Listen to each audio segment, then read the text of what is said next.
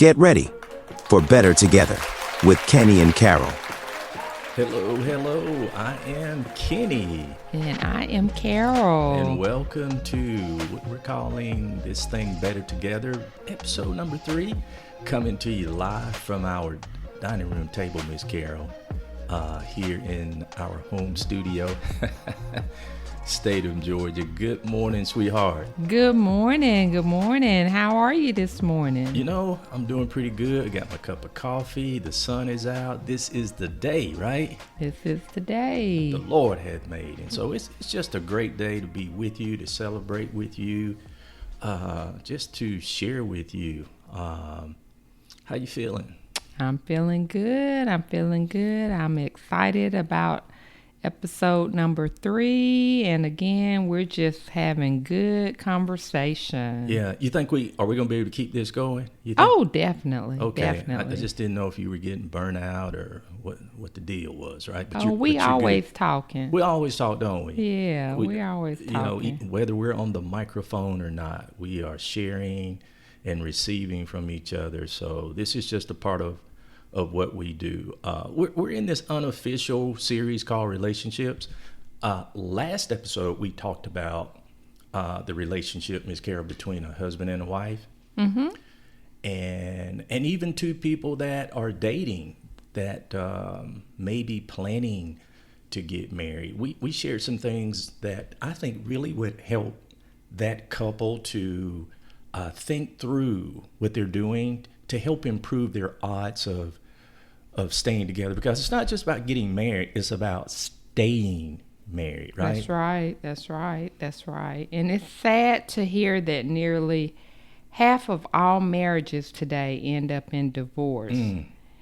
And when you think that all it takes is a few simple things to keep a marriage strong, like spending time together, it makes you thankful that we're able to share some of the points with couples that are married and those that are thinking about getting married. Oh, yeah.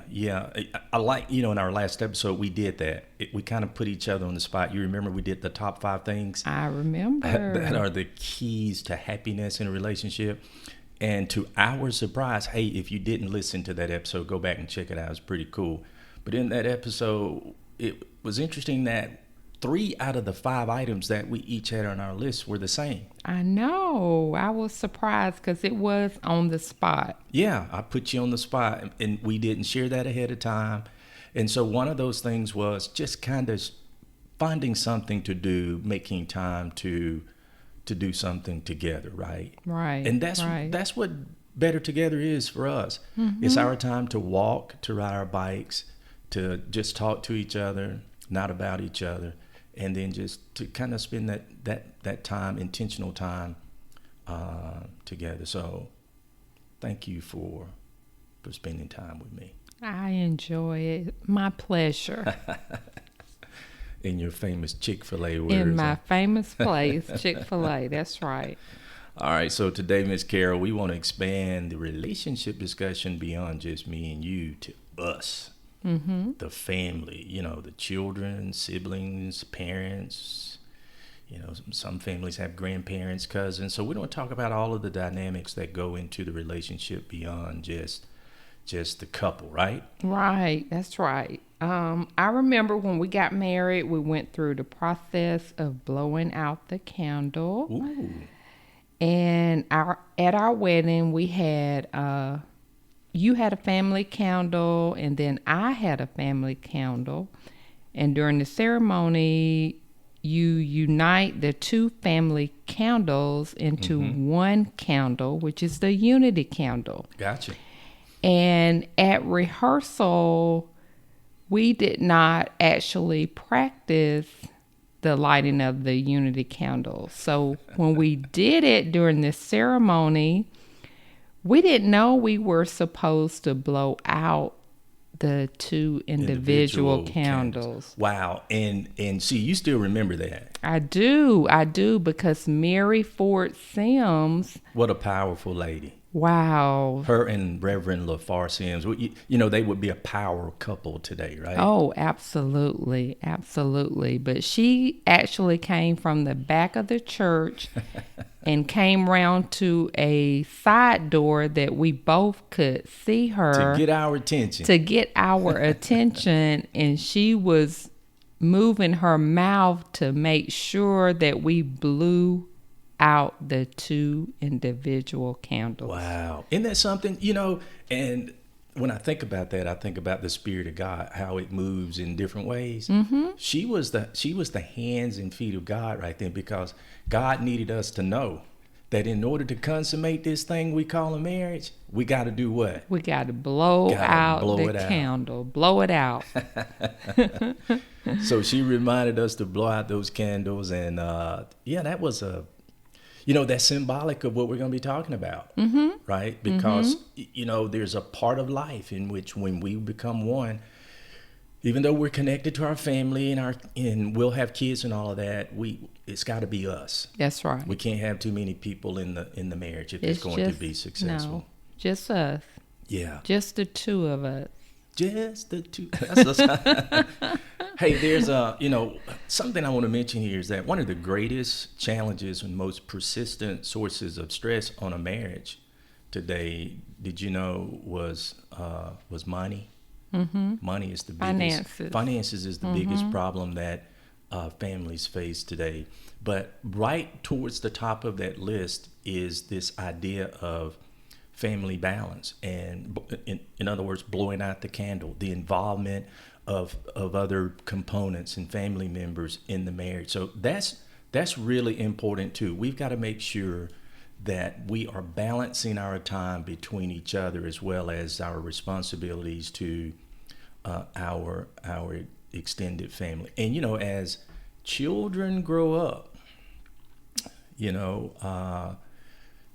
parents have to kind of grow up as well, right? We can't manage or parent children at the same level when they're kids as we do as they get older. And so when that happens, we just have to understand that there's a process in which we have to move with our kids, and they go through stages and we go through stages, and it's just a part of life, Miss Carol. It is. And when the children are smaller, they require more hands-on or more attention from their parents. But as they get older, then they require less hands-on from the parents. But they require more money, though, when they get older. Less hands-on, but more money, right? Oh, definitely. Definitely. They get more expensive. But sometimes as our parents get older, they may require a little extra help from us as their children. So we sometimes become caregivers to the parents as we stop so much being caregivers to our children. Isn't that something? The circle of life, isn't it? And because, guess what? One day we're going to need that same consideration. Absolutely, right? Absolutely. Our 2 girls are going to become caretakers of their parents. We hope so. We hope so. So I hear you loud and clear what you're saying. And so it's key that while we're going through all of this relational type of dynamics with children and parents and siblings, we have to communicate with each other, right? We got to communicate with each other and keep time available for us. Yeah. In our last episode, we shared a resource with listeners called Prepare and Enrich, and it's a program that's been around for over 40 years, helping to prepare people for marriage and to enrich the lives of those that are married. So whether you've been married 5 years, 35 years like us, it's a tool that helps you go through an assessment to kind of help you review and strengthen your relationship. Even if you have a strong relationship, there are still areas, Ms. Kara, that we can both improve upon. And in one of those components of Prepare and Enrich, there's an assessment done on closeness in which couples get to do a comparative analysis to see how close they are and how flexible they are. And of course, we were not surprised when the results showed that we were very close, and showed a very compatible level of flexibility, which are key components in having a healthy marriage. And so I enjoy doing that assessment. It's a tool that I plan to use when I talk to young couples about getting married and even sharing our story about being married. The other thing that the Prepare, Enrich, Closeness, and Flexibility program showed me is that, Miss Carol, sometimes we can be too close to each other. I had never really thought about that. Sometimes when you're too close to your mate, it can maybe not leave room for other aspects of their life to grow.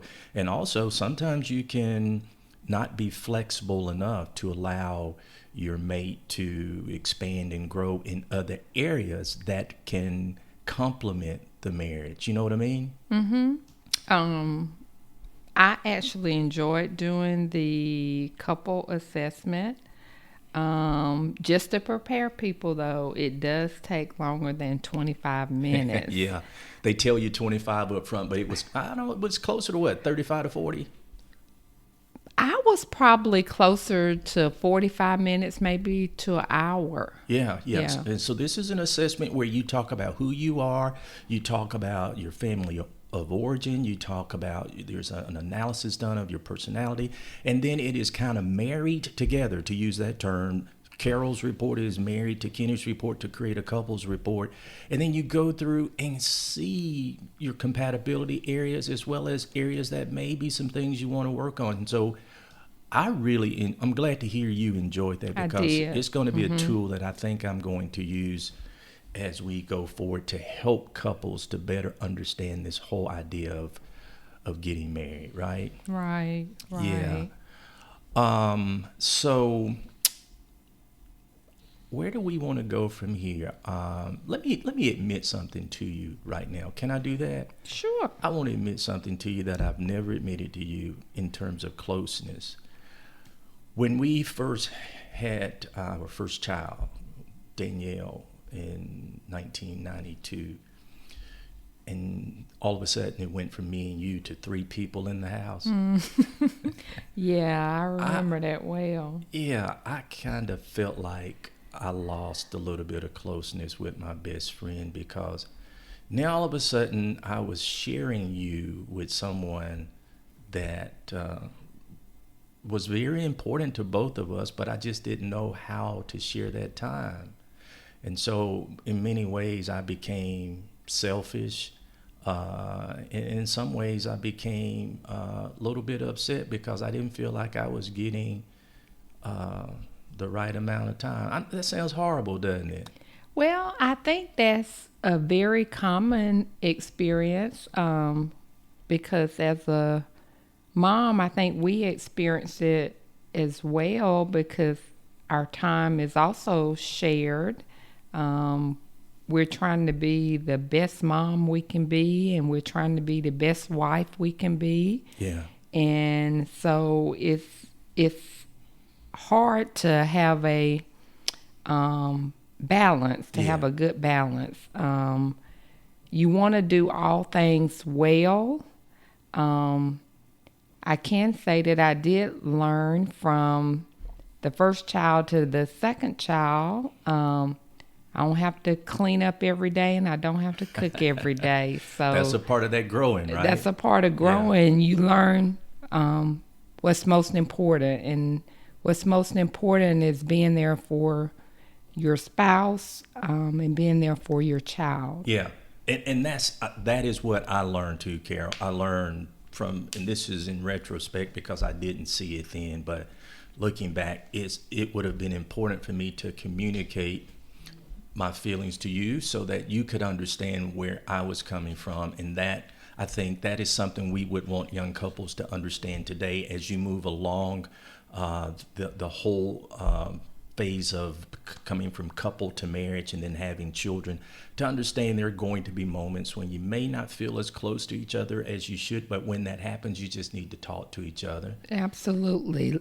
Let's sit down and let's talk about it, and we can get through it as long as we're communicating. That's right. It's really normal to have periods in your marriage where you're not as close as you are in other periods, and that's what Preparing Rich showed us, that it wasn't abnormal, that it was normal. Talk about it when you get there. Talk about it. Speaking of talk about it, my coffee's a little cold, so let's refresh coffee, and we're going to take a break and come right back with part 2 of Better Together. We're talking about relationships with the family, even beyond me and you. We're talking about us in this episode of Better Together.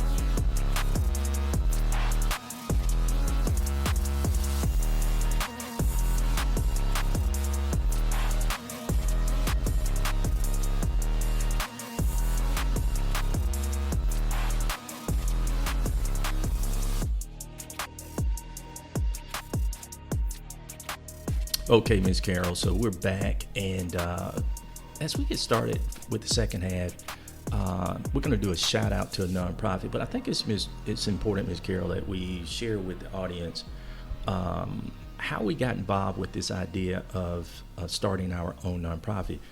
We mentioned earlier that one of the things that's really important for couples to do is to share time together. So in that spirit, you and I decided to form a nonprofit wrapped around something that was important to us. And so I think this would be good for you to share with the audience our nonprofit and how it got started. Our nonprofit is Petals and Steps, and how it got birthed is we were walking and riding bikes. That's our time together. Okay. So we were doing it anyway and having great conversation as we were walking and riding our bikes. So we decided to capture that by focusing on nonprofits that are doing great works in our community. Yeah. So as we're riding our bikes or walking, we will wear T-shirts of organizations and share their message through our nonprofit called Petals and Steps. We're sharing their story. Sharing their story. That's what I love about it. We're not doing anything to bring attention to us, but we're highlighting and focusing on the work that is being done by some great nonprofits in our communities, many of which people may not even know about. Or may not even heard of before. Just like yesterday, we were riding our bikes and we had on T-shirts. Yeah, we did the we did yesterday. Now this was wonderful. Yesterday we did Focus, which is Family of Children Under Stress, which is an organization that is dedicated to supporting the family of kids that are suffering from lifelong disabilities. And as you and I shared in our little video, which is something else we do, not much consideration is oftentimes given to those families and their need for care and concern.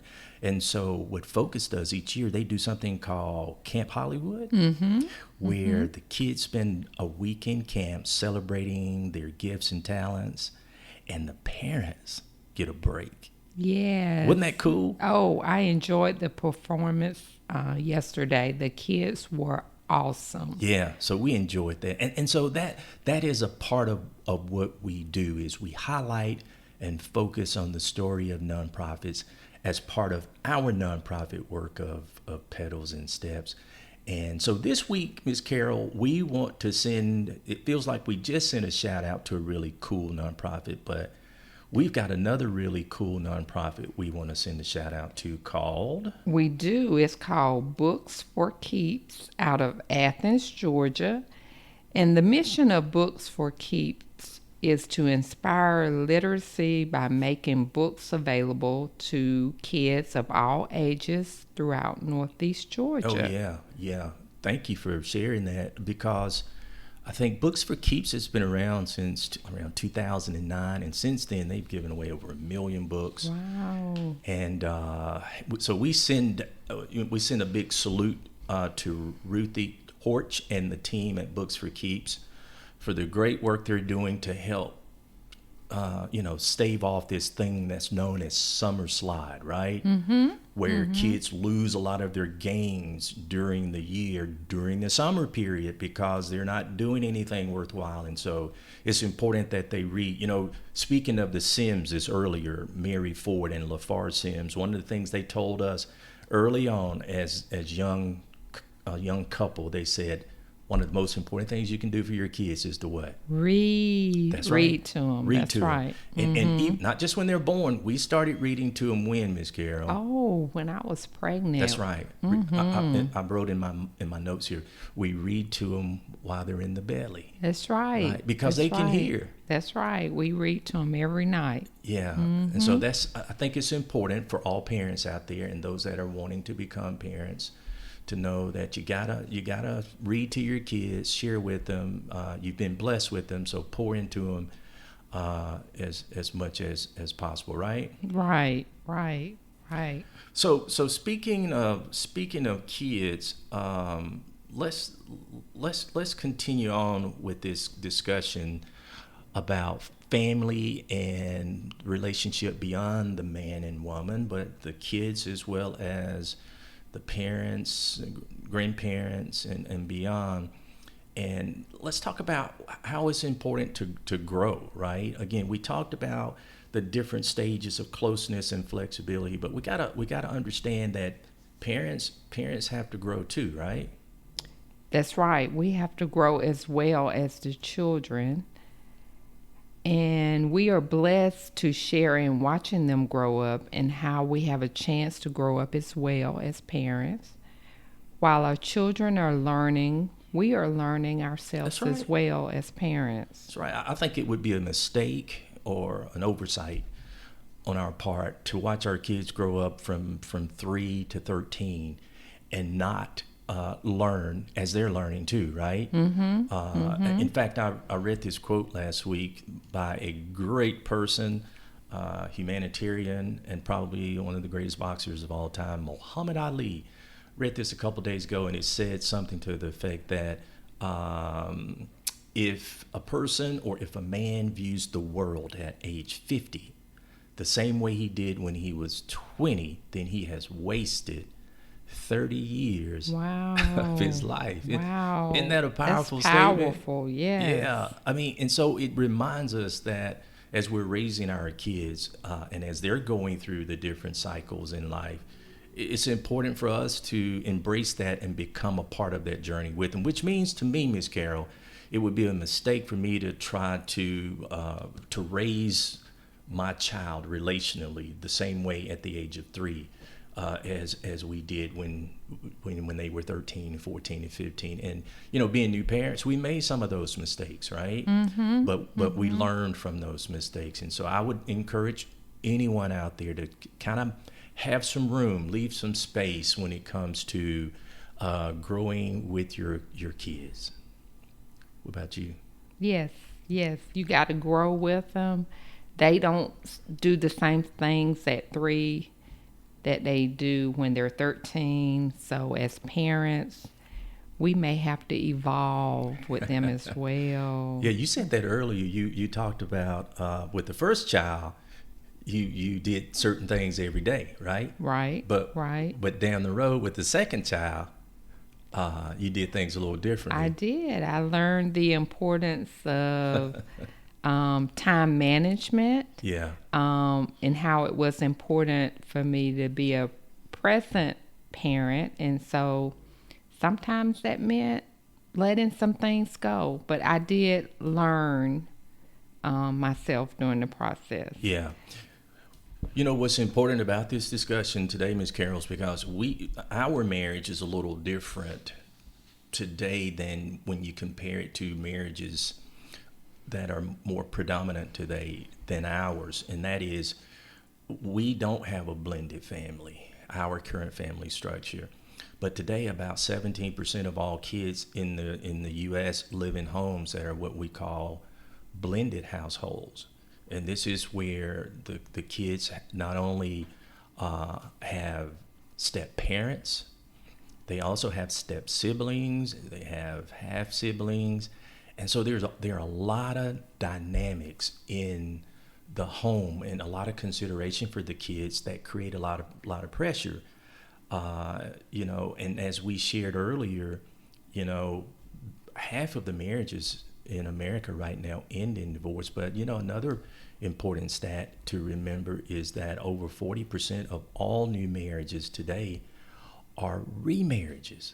40% of all marriages today are remarriages, and over 46% of marriages today create step families. And so this is something you and I had never even thought about, right? When we got married back in 1989. No, our marriage is two people that have never been married before. That didn't have kids before. That didn't have any kids before.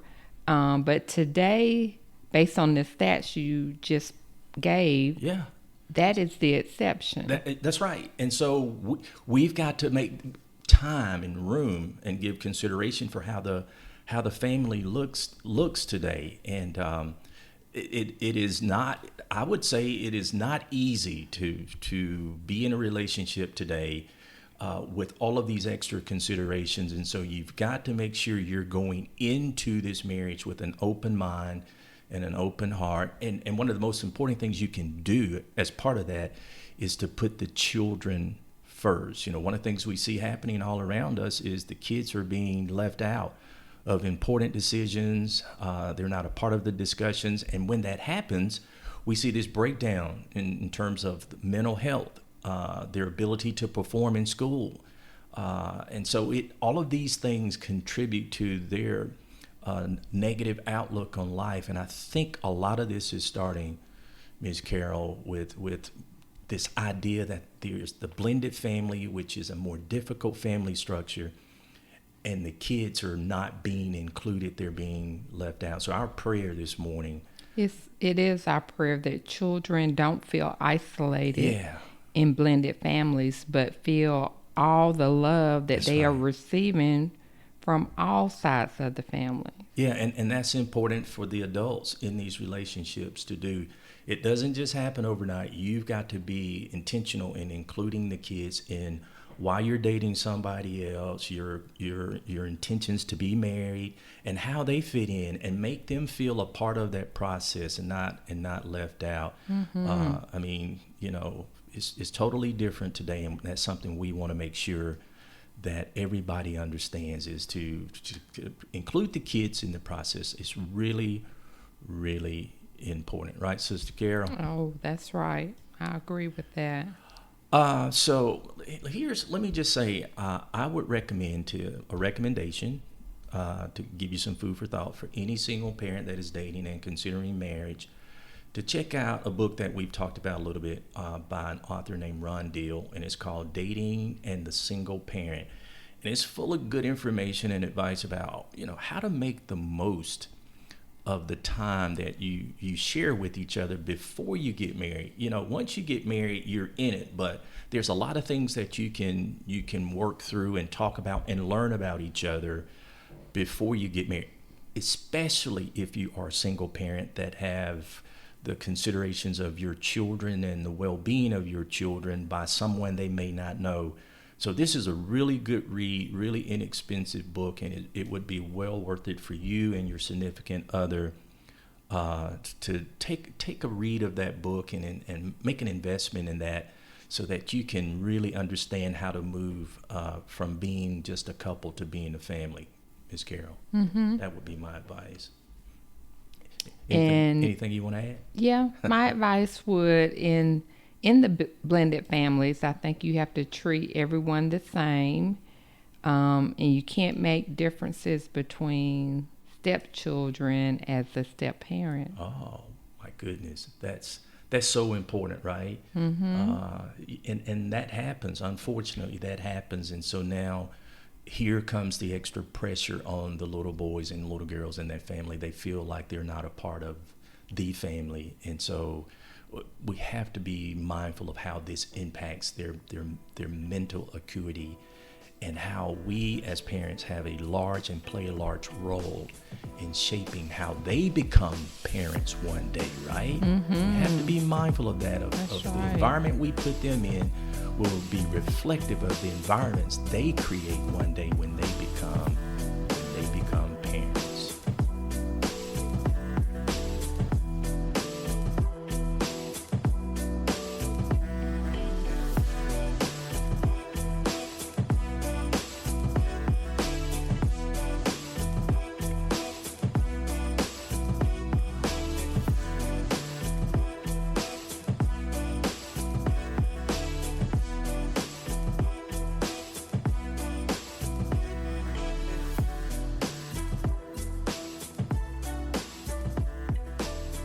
Carrie, you heard me talk about this term called the family of origin before. I actually learned about it when I did my couple assessment. And during my assessment, I had to research it to make sure that I could answer my questions correctly. Yeah, so you knew exactly what it meant. Exactly. And it's a clinical term, but it refers to how you were raised, right? This includes the individuals who played a significant role in your early development, such as your parents, siblings, and other relatives, all the way through your childhood. And it's used in counseling or other programs as a tool to help understand how early family dynamics and experiences, can improve a person's beliefs, behaviors, and their relationship patterns on into adulthood, including marriage. So in a way, our marriage largely becomes a product of how we were raised, right? That's right. It's like the example I think it was our former pastor gave about why you cook the chicken in the same pot. Yeah, you cook it in the same pot. You don't know why. You just do it because it's handed down. Right. Not realizing the reason that they did it that way was because the pot wasn't big enough to hold the chicken, right? That's right. But in the same way, you do things by how you were raised. So if you were raised to always do a certain thing, it kind of influences how you do with your family. That's right. My parents did it this way, so I'm going to raise my children to do it the same way as well. And thankfully, we were blessed to have family dynamics, a closeness and flexibility model, the mapping from the Prepare and Enrich model that showed that we were very close and very compatible in terms of our families of origin, right? So we didn't have a lot of issues there. But can you imagine what it looks like when you have families that come from totally different backgrounds and dynamics? Yes, but we know that in some cases, couples that come into relationships where women are looked down upon by men can cause relational issues in a marriage. If the wife comes from a different background where women have an equal voice and may be more dominant in the household. Yeah, we see that, right? It's unfortunate that it does happen. And when it does happen, if you haven't had the experience of knowing that family and having conversations with them, the first time it happens when you're married, it could cause a lot of issues, right?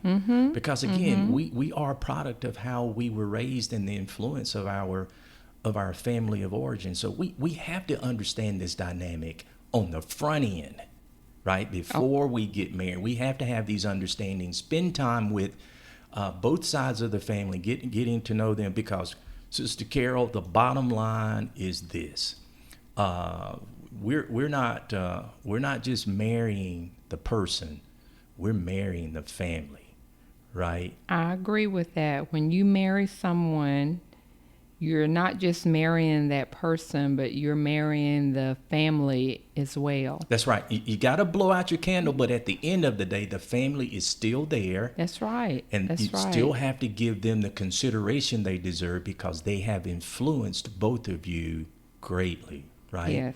Yes. It's all about creating good relationships, That's staying right. intentional in your efforts to be better together. Better together. I love it. I love it. So, Ms. Carol, I think that's a wrap. I have enjoyed I have this too. one, episode 3. Yeah. I say this after every episode. Now, episode 3 is my favorite. Oh, you do say that after each one.